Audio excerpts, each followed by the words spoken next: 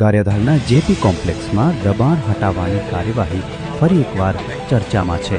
નગરપાલિકા એન્જિનિયરિંગ વિભાગે દબાણ હટાવવાની તજવીજ શરૂ કરતા દુકાનદારોમાં રોષ જોવા મળ્યો છે। દુકાનદારોનો આક્ષેપ છે કે માત્ર અમુક દુકાનોને ટાર્ગેટ કરીને કાર્યવાહી હાથ ધરાઈ રહી છે, જેના કારણે સમગ્ર વિસ્તારમાં ચકચાર મચી છે।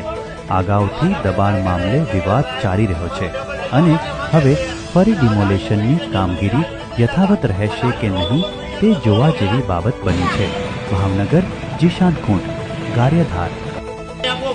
અમે લેવા માટે તૈયાર છીએ, પણ બધા રોડ ઉપર જે કે તમારું અંદર છે તો અમારું અંદર જે તમે લેવડાવો તો રોડ ઉપર અમને રાખો જો આપણા સેવા ભાઈ હોતર ઉભા છે, નગર સેવક ઉભા એને હોતર મેં ફરિયાદ કરી છે। નગરપાલિકાનો તમને સાહેબ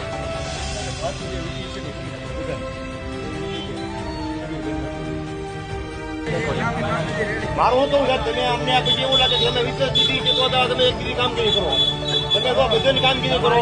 કલેક્ટર સાહેબે તમને એવું કીધું છે કાર્યક્રમની અંદર કલેક્ટર સાહેબે તમને એવો ઓર્ડર કર્યો કે તમામ દુકાનદારો જેપી કોર્ટના દુકાન દૂર કરો। આ રોડ પર જે અરજીઓ આવેલી છે, ગાડી બાળી પડી ગઈ, તમે લેવડાવો। તમે શા માટે મારું એકનો ટાર્ગેટ કરો એમ હું કહેવા માંગુ સાહેબ।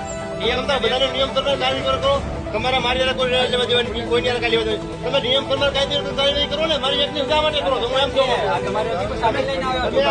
તમે ટ્રેક્ટર મેં મંગાવ્યું, મારું એકનું ફરવાટું મંગાવ્યું, આ ગાડી રોડ ઉપર તમે ટ્રેક્ટર ન મંગાવ્યું, તમે ટ્રેક્ટર પાછો મૂકી દીધું ખાલી, એટલે તમે એક તરફી હાલે નક્કી થઈ ગયું।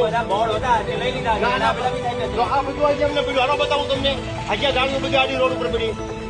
આ તમારે સામે છે ભાઈ મધ્ય અંદર જે તમામ કોમ્પ્લેક્સની અંદર છે એ દૂર કરો।